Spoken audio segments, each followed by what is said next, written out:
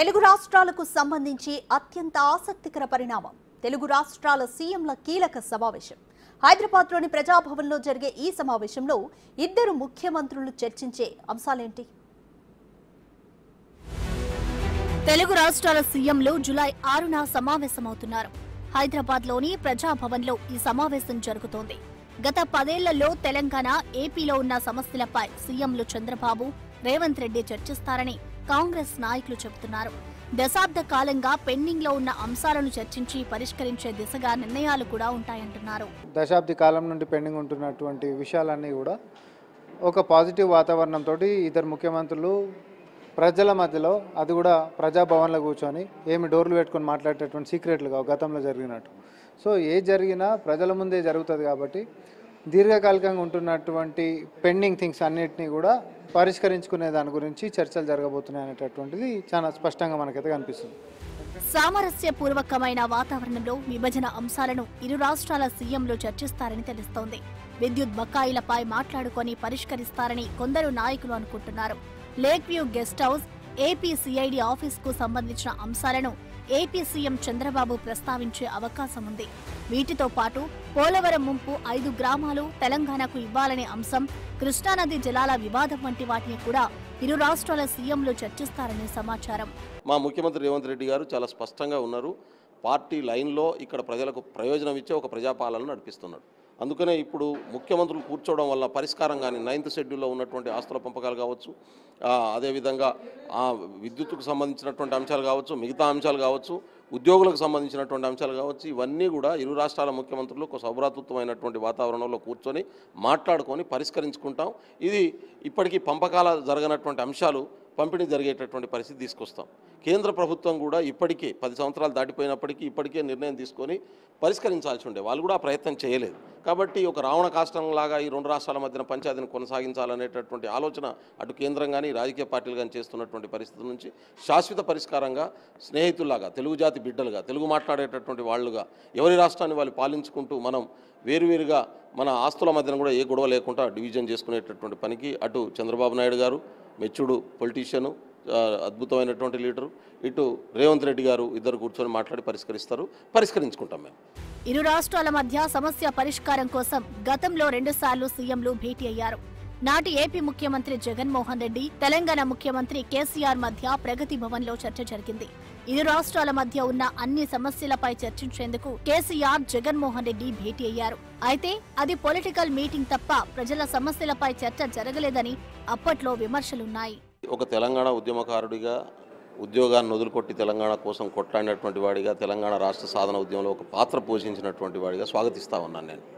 ఎందుకంటే తెలుగు ప్రజలుగా కలిసి ఉందాము, ఎవరి సమస్యలు వాళ్ళు పరిష్కరించుకుందాము, ఎవరి రాష్ట్రాన్ని వాళ్ళు ఏలుకుందాము, ఎవరి వాటాను వాళ్ళు సంపాదించుకుందాం అనే ఉద్దేశంతో ఈ రాష్ట్రం కోసం కొట్లాడి రాష్ట్రాన్ని తెచ్చుకున్నాం. కానీ గత 10 సంవత్సరాలుగా 2 సార్లు ముఖ్యమంత్రిగా కేసీఆర్ గారు ఉన్నారు. 10 సంవత్సరాలు ఉమ్మడి రాజధానిగా హైదరాబాద్ ఉన్నది. 10 సంవత్సరాలు, 2 సంవత్సరాల్లో పరిష్కరించుకోవాల్సిన సమస్యలుండే, 4 సంవత్సరాల్లో పరిష్కరించుకోవాల్సిన సమస్యలుండే, 9 సంవత్సరాలు, 10 సంవత్సరాల్లో పరిష్కరించుకోవాల్సినటువంటి సమస్యలున్నాయి.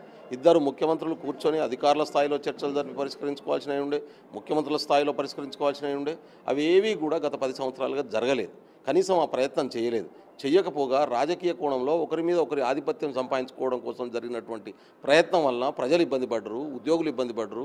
ఇవాళ ఇక్కడ వనరుల నష్టం జరిగింది. ఇవన్నీ జరిగినటువంటి పరిస్థితి రాజకీయ దురుద్దేశంతో జరిగింది. కానీ కాంగ్రెస్ పార్టీ అట్లా కోరుకోవట్లేదు. రాష్ట్రాన్ని ఇచ్చినటువంటి పార్టీగా, సోనియా గాంధీ గారు త్యాగం చేసినటువంటి పార్టీగా, నష్టపోయినటువంటి పార్టీగా ప్రజలకు ఇబ్బంది కలగొద్దని చెప్పి ఆ రోజు ఆలోచించడం, ఈ రోజు కూడా ఆలోచిస్తున్నాం. ఇరు రాష్ట్రాల మధ్య విభజన చట్టంలోని 9, 10 షెడ్యూల్కు సంబంధించిన అంశాలు అపరిష్కృతంగా ఉన్నాయి.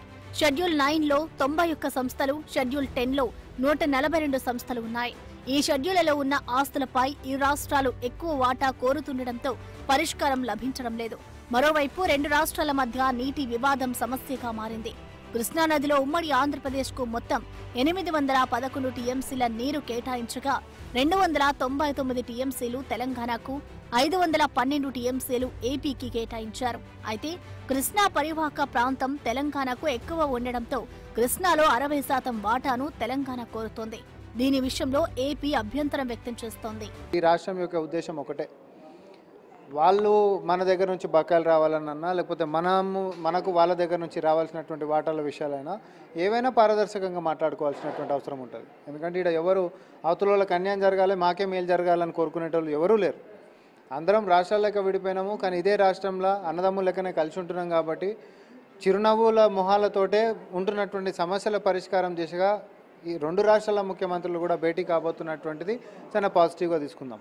అది నీటి వాటాలకు సంబంధించిందైనా, ఆస్తుల పంపకాలకు సంబంధించినటువంటిదైనా, విభజన చట్టంలో హామీలకు సంబంధించినటువంటి వ్యవహారాలైనా.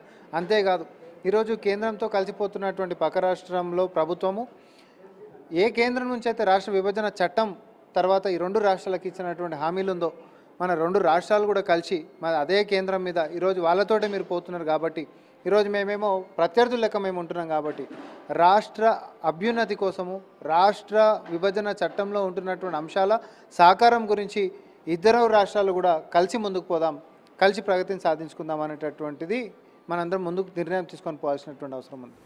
పొరుగు రాష్ట్రంతో సఖ్యతగా ఉంటూ సమస్యలను పరిష్కరించుకుంటూ అభివృద్ధి సాధించుకోవాలనే ధోరణిలో 2 రాష్ట్రాల ముఖ్యమంత్రులు ఆలోచిస్తున్నారు. తెలుగు రాష్ట్రాల్లోని సమస్యలకు ఒక పరిష్కారం లభిస్తుందని నిపుణులు, రాజకీయ వర్గాలు భావిస్తున్నాయి.